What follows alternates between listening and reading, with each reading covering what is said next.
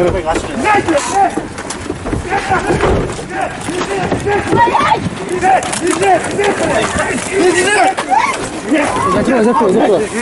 Руки назад, руки назад. Руки назад. Я сотрудник. Он дарткана. Что?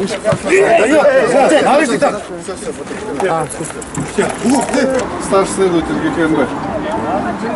Получается, 6 июня 2023 года вам представляю на обозрение постановление о возбуждении уголовного дела. Ознакомьтесь, пожалуйста.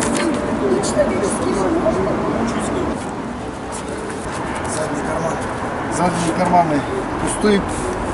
Запрещенные предметы не имеется, да?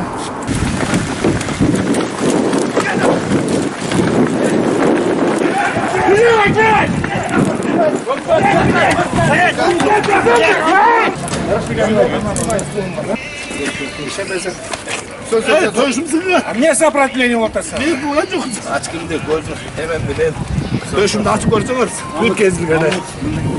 Старший следователь ГКНБ. Было возбуждено уголовное дело по признакам преступления, предусмотренного статьей 337, часть 3 Уголовного кодекса Кыргызской Республики.